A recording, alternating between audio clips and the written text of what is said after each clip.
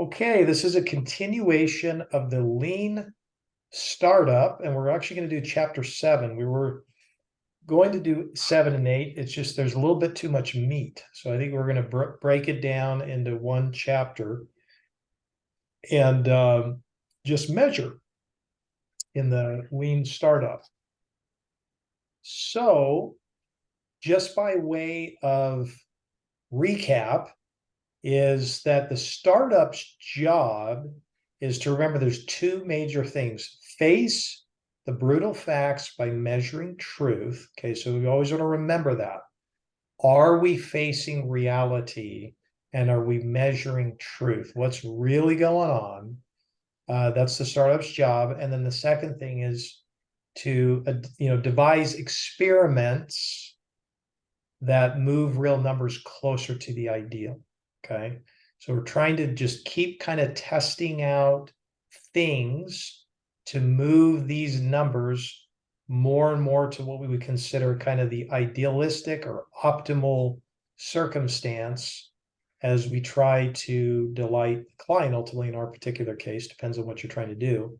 But in our case, that's what we're moving towards more and more as we get measuring here. So when they go into this concept of measure in chapter 7, we need to look at what's considered innovation accounting. Typically, when you think of accounting, you just think, oh my gosh, this is boring. And, it's something that's lagging, which is pretty true. When you think about accounting, it's just this historical thing that's happened in the past. There's not a whole lot of value to it, typically, from my perspective. And so we all really need to be disciplined, right? To have a systematic approach to figuring out if we're making progress and then discovering if we're actually achieving what he would consider validated learning. And so this is actually called innovative or innovation accounting. So an alternative to what would be considered traditional accounting, which is designed specifically for startups, and begins by turning the leap of faith assumptions, right? Remember, we talked about leap, into a quantified financial model. So innovation accounting works in 3 different steps. And the first one is to use an MVP, or the minimum viable product, to establish real data on where the company is right now. Okay, so you try to build this kind of minimum viable product, get it out there to really see where does everything stand now. So getting that kind of lick test.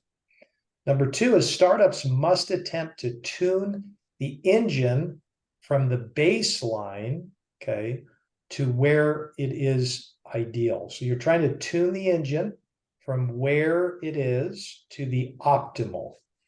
Okay, so that's the second component of innovation accounting. And then the third one is after the startup has made all of the micro changes and the product optimizations, it can move to its baseline towards the ideal. The company reaches a decision point. Okay, so you finally get to this decision point. So you've done your MVP, established what's going on, you start tuning, getting feedback, moving things as you watch the numbers to what we consider optimal. And then you finally move the baseline until you get to the decision point. This decision point is what we consider pivot, okay, or persevere. Okay, so pivot or persevere. And so the innovation accounting framework makes it clear when the company is stuck and needs to change direction. Okay, so pivot means you can continue to maybe move, go back to the beginning, which we'll kind of unpack here, or persevere, right? Keep going, and you're making progress. So the importance of innovation accounting, it's really important to understand this. Only 5% of entrepreneurship is really the big idea, right? It's this larger concept, the strategy, whiteboarding this stuff, kind of trying to figure out what's going on. And then 95% is the gritty work, okay, that is measured by innovation accounting. product prioritizing decisions, deciding which customers to target or listen to, and having the courage, okay, keyword courage, to subject a grand vision to constant testing and feedback. That's the key, is you have to kind of open up that Superman cape and just say, okay, what's really going on, and what do they really think? Okay, just kind of like we closed this first deal in the fund and client said your loan documents suck. It's like, oh, ouch, right? But great opportunity to learn from these circumstances. So the learning milestone is, this notion. So, sort of the MVP provides the first example, okay, of a learning milestone. So an MVP allows a startup to fill in real baseline data into the growth model. So conversion rates would be a concept of that. Sign up and trial rates would be a concept of measurability. Customer life value could be a measurable component, et cetera, et cetera. And it's valuable as the foundation for learning about your customers and then their reactions to product, even if that foundation begins with extremely bad news. So remember, if you guys remember, we talked about this, a lot of times the customer doesn't understand or doesn't know what they really want, because you can't just go, hey, what do you think? They need to kind of tinker with something and use it, and then you'll get really validated learning as to whether it is that they'll accept it or not, there's actual value to it, or if there's a growth component, they'd be willing to pay for it. So we have to have some learning component for us to really measure what is going on. So, tuning the engine, so the MVP comes out, we get some measurable things we're looking at to say to ourselves. Remember, we're not looking for vanity metrics. Remember, they talked about that, just these gross numbers, but what numbers really tell us whether we're, making movement. So tuning the engine is, once this baseline has been established and we kind of go, okay, this seems to be the baseline, then the startup can work towards the second learning milestone, tuning the engine. So every product development, marketing, and other initiative that a startup undertakes should be targeted at improving one of the drivers of its growth models, okay? So what happens is now you can isolate and you start tuning, tweaking, kind of like an engine. You're playing around with one of the nuts or bolts to see where that optimal circumstance is, how that would make it go forward or backwards, or delight the client and such. So this is that opportunity to keep looking at it now that you have a framework and a baseline and a model to work off of, right? This is why we say you can't manage what you can't measure. So if you keep going back and working out, and you've got your baseline now, you know what your weight is, and fat count and all these different things, you now have the ability to say, okay, each week I'll measure this to see where I am, and I can make adjustments and tweaks, okay?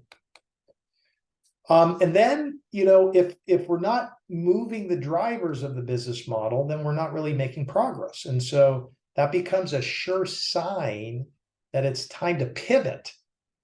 When a company pivots, it starts the process all over again. You're like, wait a minute. But it reestablishes a new baseline and then tunes the engine from there. And the sign of a successful pivot is that these engine tuning activities are more productive after the pivot before. So again, you have this nice framework to go back and say, okay, we got to start over again. Let's try a new assumption, and then we'll go back out, right? Success will equal productivity. And so this gives you the opportunity to say, should we pivot, go back, need to retweak this because we're not getting any progress or productivity, or do we need to persevere? Okay. So poor quantitative results force us to declare failure. Okay. Remember how we think about failure here. As we look at successful failure is a wonderful thing, and create the motivation, the context, and the space for more qualitative research. So these investigations produce new ideas, new hypothesis to be tested, leading to a possible pivot. So each pivot unlocks new opportunities for further experimentation, and the cycle repeats over and over again. We're doing this right now. I mean, we're testing things out. Okay, that didn't work. Let's try something else, right? We came up with a whole new thing. And then we're testing it. We saw some results, right? But now we need to make some more tweaks. And so each time we repeat this simple rhythm, establish the baseline, tune the engine, and then make a decision to pivot or persevere. So you have this nice circular model you go through each time you're trying to make a decision. Remember, this almost goes back to the good to great too, where that flywheel, keep tweaking, you're pushing this flywheel. Eventually it spins up pretty fast.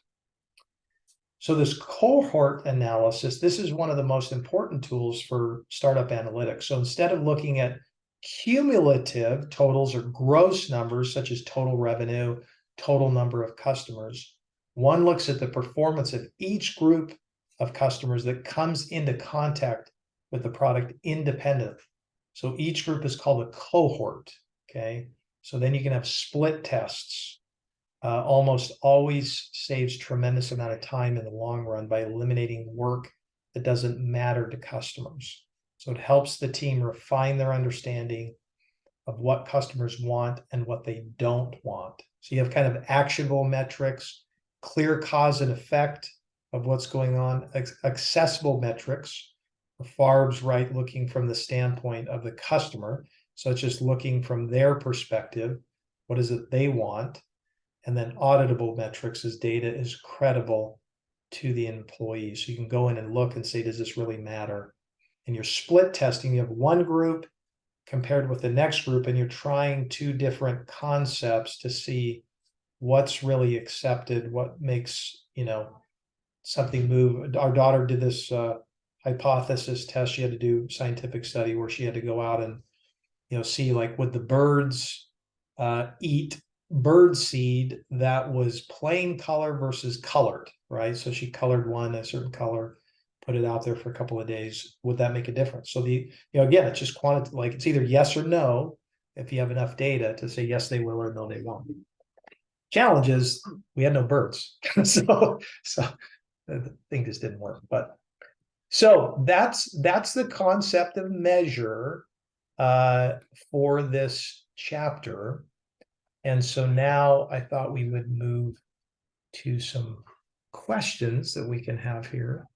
And as we wrap up the